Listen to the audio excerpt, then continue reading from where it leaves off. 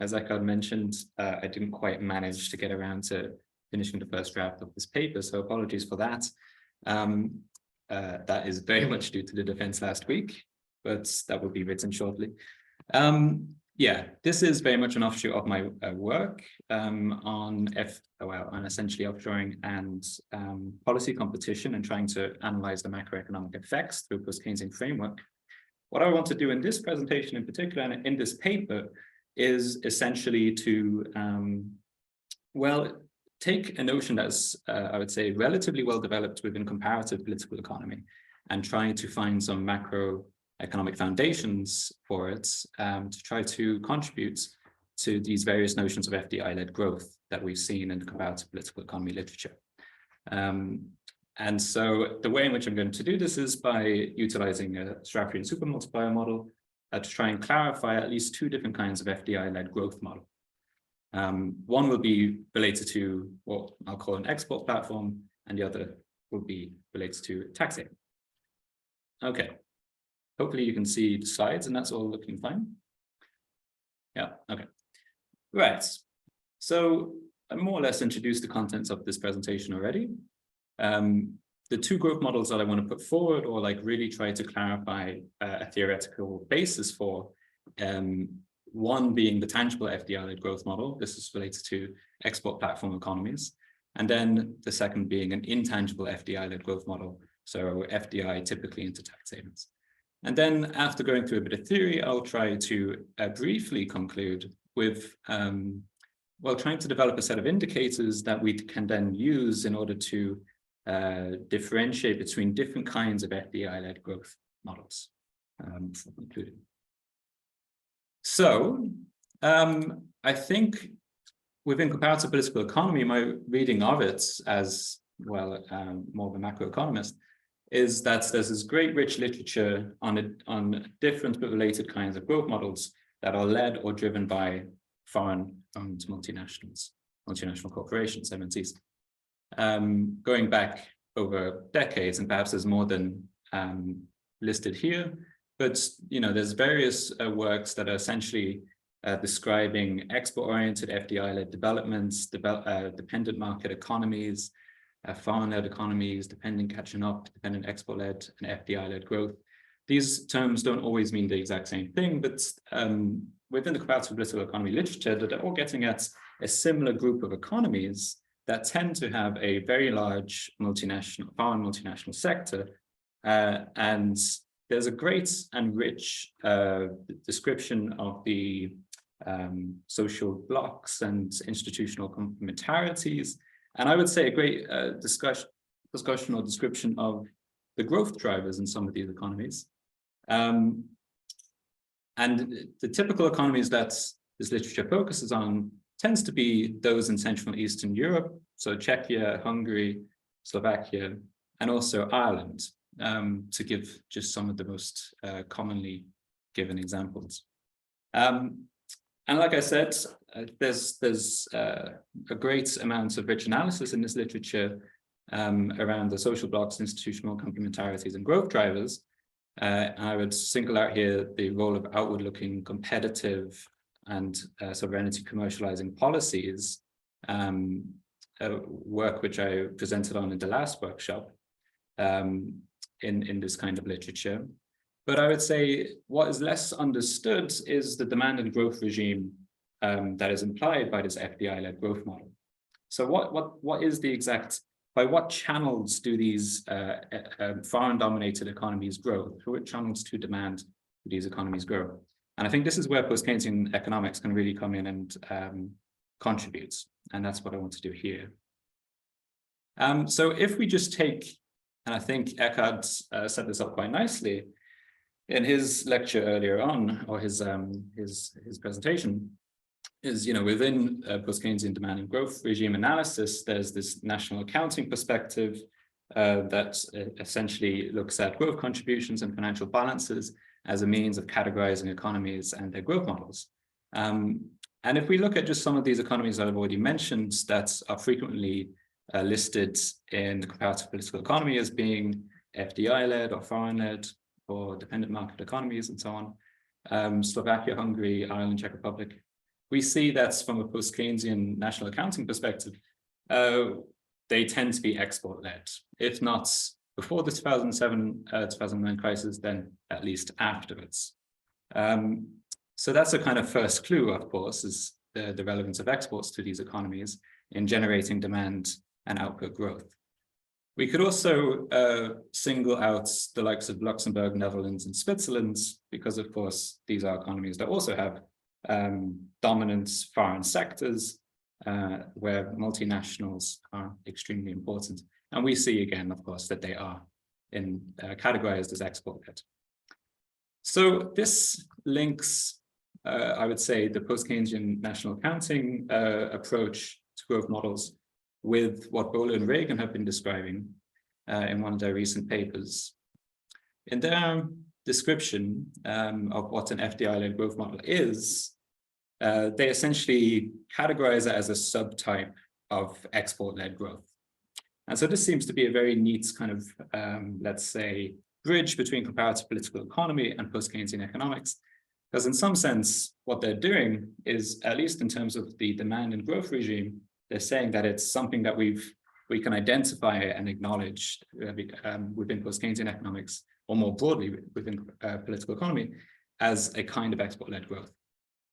They write that FDI-led growth models are particular cases of export-oriented growth because the major exporting firms are foreign-owned.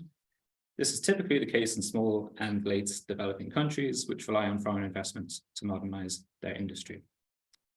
FDI-led growth implies that countries, rather than having to develop their industrial base from their own resources, import raw material components or other parts of the value chain, process them, and export them to bigger or more developed markets. It thus differs from the export-led growth models of advanced capitalist countries such as Germany, where the export industry is less import dependent.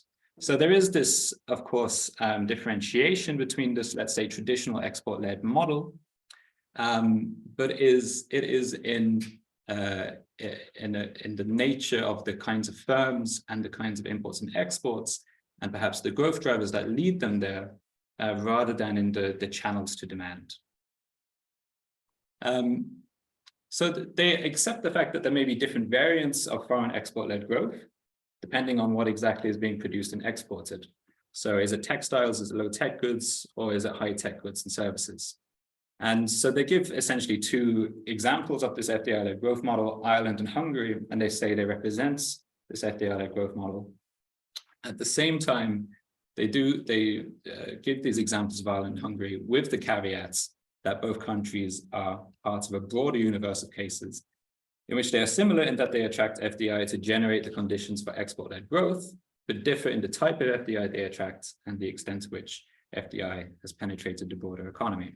So there's really this focus on there's higher tech goods in Ireland and pharmaceuticals and so on, more high value added goods perhaps in Ireland compared to, in this case, Hungary. And while I think this is a really useful definition of FDI-led growth, I have some questions essentially, or I think it motivates some doubts as to whether or not it's as simple as is being suggested. So really, when we look at, say, Ireland and Hungary, I'd say there's a couple of key differences. And there's also a key difference between, further key differences between these FDI-led economies and traditional export-led economies. So the first difference, I would say, is that we can see that FDI-led economies tend to have positive net exports, but negative current account balances. And this is a key difference that needs to, or deserves further analysis. In some sense, you could say they are non-mercantilist net exporters, and the extent to which they're not keeping those income flows within the economy, they're leaking out again. And so I think this demands then a further analysis or a deeper analysis of what this means for the FDI-led growth model. What does it mean to have an economy that is growing through net exports, through external demand, but at the end of the day, it's leaking more income than it is gaining? And just to put some data on this, if we look at a traditional case of an export-led economy like Germany, of course, high net exports over the periods that we have here, but also, of course, positive current account balance, and there's a strong correlation between the two. Whereas if we look at Czechia, Hungary, Slovakia, and Ireland, we see, there's this quite a strong negative correlation, if anything, or at least we see the strong net exports are not matched by strong current account balances. There are income is leaking out of the economy, essentially. So it really kind of provokes the question of whether these economies are truly growing through this growth strategy at all, if so much income is being lost at the end of the day through the presence of foreign multinationals. A second difference concerns the likes of Ireland and Hungary in particular. So within this broad category of FDI-led growth models that Kohler and Reagan are describing, and that is that the net exports of tax havens like Ireland are in large parts not truly net exports. And this is something that's I described a bit more in the last presentation, in the last workshop. But essentially, there's a few reasons for this, prime amongst which is profit shifting. We have a bunch of multinationals shifting profits into Ireland through transfer mispricing, through relocation of intellectual property. And this grossly distorts not just the trade balance and the current account balance in Ireland, but the national accounts as a whole. So, for example, if we look at data for Ireland in 2015, net exports account for 31% of GDP, using the traditional conventional national accounts. But in an exercise conducted by Toslov et al., when they try to correct for the effects of profit shifting, they find Ireland, in fact, has a trade deficit. So the question remains of whether Ireland can really be an export-led economy at all if it's runs trade deficits. Of course, more data would be, very valuable in this regard. So that leaves us with the question of whether, if net exports do not reflect genuine employment and value added, as is the case in Ireland, how does this growth model work? And is it actually so similar to these economies in Central and Eastern Europe? So the way in which I want to try and shed some light on these kinds of questions is by employing a Sraffian supermultiplier model, two models, which are very similar, but different key ways.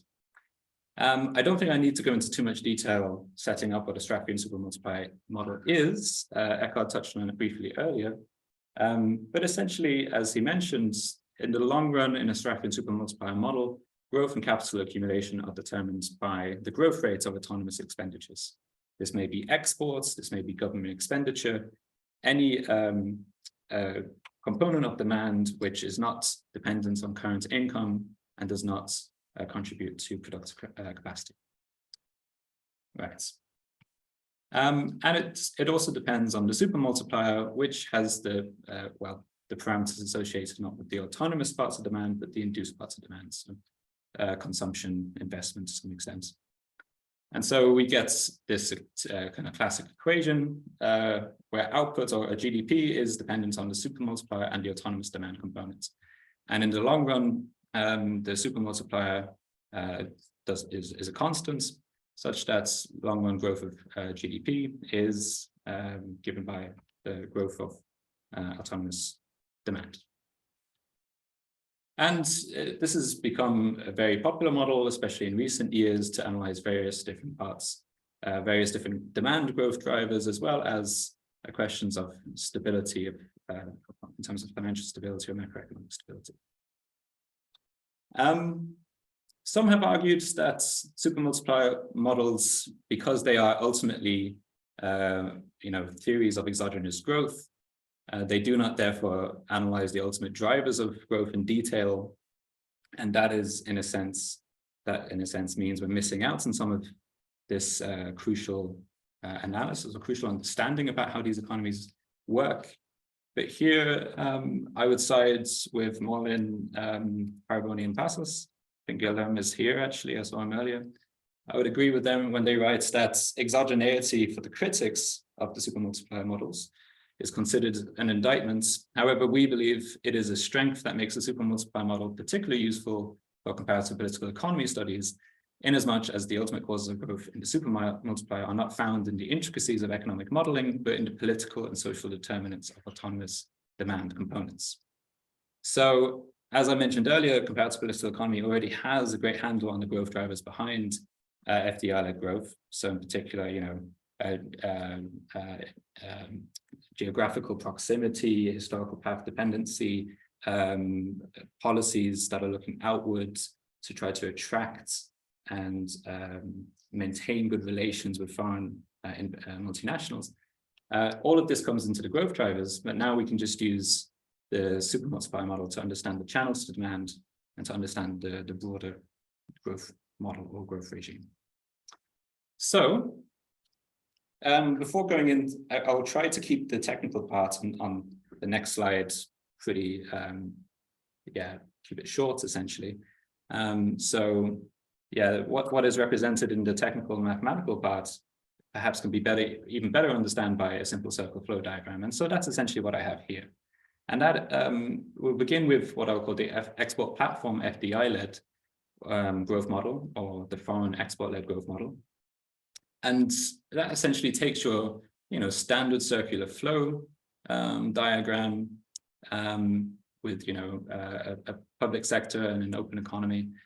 And it adds foreign affiliates who are attracted for a number of reasons. It could be, cheap labor. It could be policy with low taxes, low tariffs, low subsidies. It could be market access. It could be a number of things. And of course, once we have foreign affiliates, we have profits that will accrue to foreign capitalists, whether they're repatriated out of the economy at all in the same period or not. That is not going to be entering the circular flow again. What is taxed from those profits will, of course, enter the circular flow again and go to governments to finance expenditure to some extent. And of course, because we have tangible, real investment going into the economy, we have a foreign wage bill, which will feed back on consumption and so on. But this is all driven by external demand. So here in the bold arrow, the foreign, so the exports of the foreign sector is essentially what is dominating demand here and kind of setting the pace of the economy in the long run. So this is essentially a schematic of what is meant by this export platform FDI-led model. We have these foreign affiliates. The demand for their products from abroad is setting or is kind of fueling income and demand growth. Now to turn to the slightly more technical side of things, I'll try and keep this short. Well, essentially in the model, we start by assuming that the growth of foreign exports is greater than the growth of exports from domestic firms in every period. So the economy is dominated by these foreign exports, and that is true in every period. Therefore, the share of foreign exports in the total exports just tends to 1 in the long run, as it becomes increasingly dominated by the foreign sector. For the purposes of the simple model, at least, we'll assume that the foreign affiliates just sell abroad, so that all their revenue is generated from their exports, and that there's a constant profit share in the foreign affiliates value added. So there's a constant share of profits in the value added of the foreign sector. Okay, with these simple assumptions, we can model a relatively straightforward, simple setup where consumption is dependent on national income. But because, of course, Y being representing GDP, we have to take away the profits of the foreign sector. So as there is an increasing share of exports on the foreign sector, in some sense, it's also represented in a leakage of income that does not come back into consumption. So this is what's being taken into consideration here.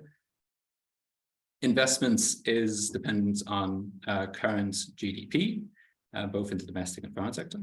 And we have an intensity to, a marginal propensity to invest, H, which will vary over time. Taxes are dependent on GDP and the tax rates. And then we have government expenditure, which is dependent upon taxes and this and the fiscal policy parameter B, which represents to what extent the government is running a surplus or deficit, and we impose essentially no restrictions on how high or low B can be, at least not in this paper. So the government is kind of free within wide bounds to spend as much as it wants, but that is relative to the size of the economy nonetheless. Net exports, and here we have our autonomous growth driver, X, made up of foreign exports, or exports from the foreign sector and exports from the domestic sector. And of course, imports are dependent on incomes. Okay, I won't go into the dynamics. I don't think that's necessarily important here, and I don't have the time anyway. But what we see is that, well, as standard in these kinds of models, equilibrium GDP is a multiple of the autonomous demand, which in this case are exports. And GNI is, so gross national income is some multiple as well. Of course, GNI will be less than GDP here. What's very important, I think maybe very interesting from a Keynesian point of view, is that we have a supermultiplier now, which has a term in the numerator where we don't normally find one. And this reflects the fact that with each, let's say, run of the circular flow, or round of the circular flow, income is leaking from the economy, which does not feed back into consumption and spur investment and so on. So the greater the share of the foreign sector in generating the exports, the smaller the multiplier. So, you know, to be a bit frivolous, we can call this the less than supermultiplier, because they're being attenuated to some extent by this growth driver.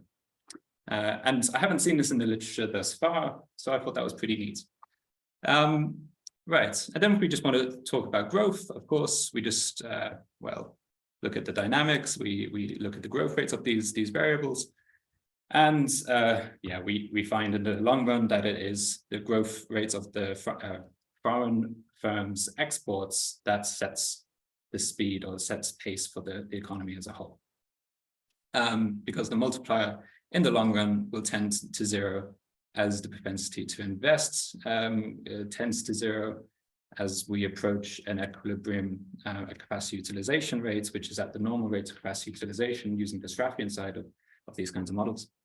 And well, yeah, sigma, the share of the foreign exports and total exports will tend to 1, therefore the time rate of change will tend to 0. Okay.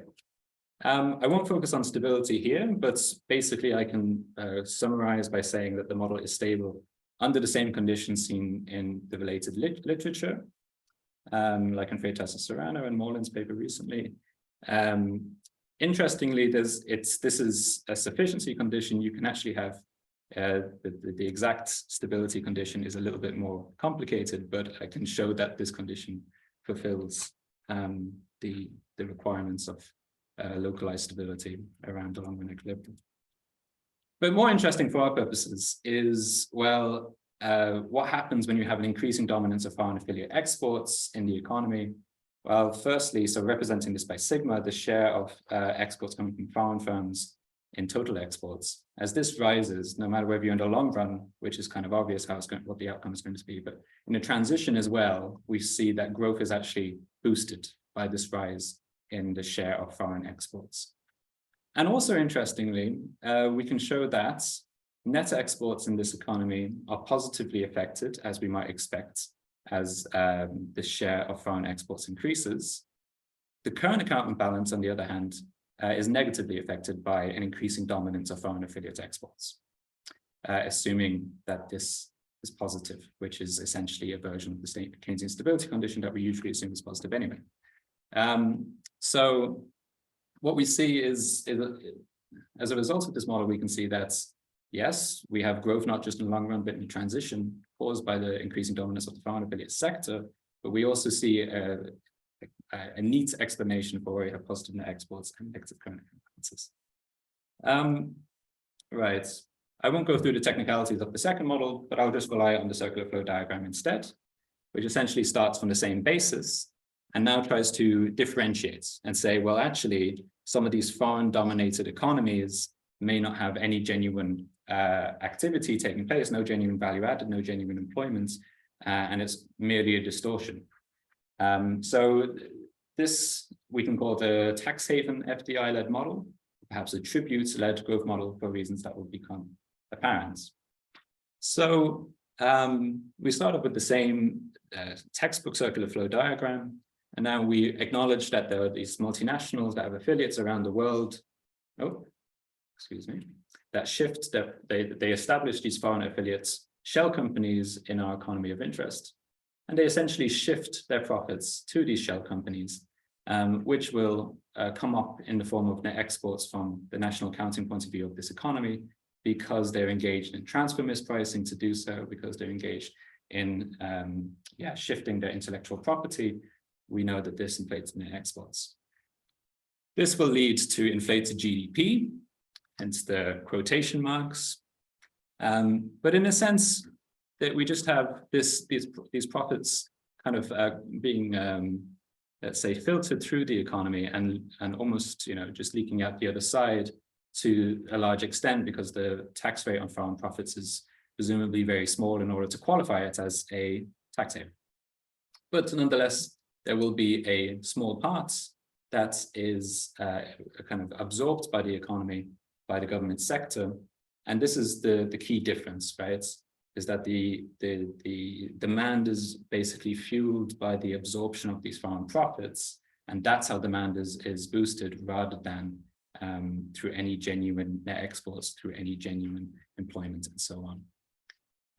So essentially, in the model, I won't go through it for reasons of time, because I think I am running out of time, right?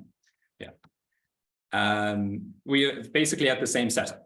And what you can essentially show is that the growth rate of the economy in the long run is given by the growth rate of these foreign profits, because you're always taxing a certain amounts, taking them into the economy and re-injecting them back, given some sort of government budget parameters. So if you're running a balanced budget, of course, you're just injecting into the economy what you have taxed. If you're always running deficits, then it may be greater than that. And so essentially, we find that the model is stable again under the usual conditions. The economy is boosted through this increasing dominance of foreign affiliates, exports or profits, really. And again, we can find that the reported net export, so what we see in the national accounts, grows with a higher dominance of foreign exports in autonomous demand of this economy. And the current account balance may be negative depending on the government policy parameter. So again, there's an explanation, a possible explanation for what we see in the data. Okay, I'll finish with just the empirics, because essentially what this theory is trying to do is not only provide some theoretical clarity on different kinds of FDI growth models, but also it's hoped that it can motivate a set of indicators that we can use to try to kind of separate some economies that are often bunched together. And I would argue Ireland and Hungary, for example, are often bunched together, or Ireland and other, Central Eastern European economies are bunched together. And perhaps it's not quite as useful as it could be, this grouping. So growth contributions and financial balances from national accounts are distorted and do not tell us about ownership structure of any foreign-dominated economy. So we can't rely on this, on the usual approach. But our theory does suggest some indicators. Well, for FDI-led growth overall, of course, you have, just high values of foreign exports, in total exports of high values of foreign value added, in total value added, sorry, that should be a Y. And of course, as indicated by the theory, you can have this constellation of positive net exports but negative current account balance. But more precisely, to differentiate between tax havens and export platforms, we could build perhaps a few indicators, but two I'd like to draw your attention to in particular. First one being the profits to wage ratio of foreign affiliates. Of course, tax haven shell companies will have much, much higher profits recorded than wages in their books, right? So data on foreign affiliates, so foreign affiliate statistics are really useful in this regard. And data on FDI. So FDI to greenfield FDI ratios are, of course, a good indicator where we would expect, again, tax havens to have a really high ratio relative to export platforms. So in some sense, we can see these two kinds of economies as being on a spectrum, where export platforms would have low profits to wage ratios at the foreign affiliates, would have low FDI to greenfield FDI ratios, and tax havens would be the opposite. So we can use this to kind of motivate this empirical little exercise, where if we take data on the profit to wage ratio of foreign affiliates in different economies, we can, with data from the US Bureau of Economic Analysis, we see that in the likes of Czechia and Hungary, we have a profit to wage ratio of 45 to 96%, whereas in Luxembourg, Ireland, Barbados is off the charts, basically. This ratio is much, much higher. So we can start to separate these economies based on this kind of data. And just to give an idea of how normal this is, if we were to imagine all the other firms in Czechia and Hungary were to have, so all the domestic firms were also to have this kind of profit to wage ratio, then that would imply a national wage share around 69 to 53%, which is pretty normal, of course. Whereas for Ireland and Barbados, of course, it's obviously a clear distortion. Okay, so to conclude, FDI-led growth models are similar in appearance. They have these high FDI to GDP ratios, high net exports, and have low or negative current account balances. And they may have similar growth drivers, or at least as in particular as far as policy variables are involved. But they may be achieving growth through via very different channels. One is a kind of export-led growth, albeit with possibly very different growth drivers, and the other simply is not. And this is important then when it comes to policy implications, especially for wage policies, because if you start saying that, well, a tax haven economy needs to push for lower wages in order to try to benefit from greater onshoring and so on, then that might be mixing things up a wee bit. Okay, the models presented here help explain why FDI-led economies can be expected to have positive trade surpluses and current account deficits, and may help explain why they are among the fastest growing in the age of neoliberal globalization. Because, of course, when we look at Ireland in particular, if it is indicative to some extent, at least, of this kind of tax haven FDI-led caricature, which I'd argue it is, then it's really, benefiting from the rapid growth of foreign affiliate profits around the world, and injecting that back into its economy, either through government expenditure or through lower taxes on its domestic residents. And one last comment would be to say, well, what we've seen here, what I presented, is definitely not an exhaustive list of different kinds of FDI growth models.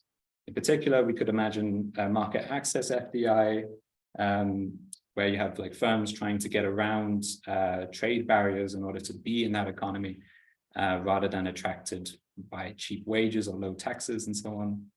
And we could, of course, speak about FDI burdened regimes, as Singer did in his famous paper in 1950. Okay, I'll leave it there. Thanks very much for your attention. Looking forward to questions and comments. Yeah, many thanks, Ryan, for this presentation.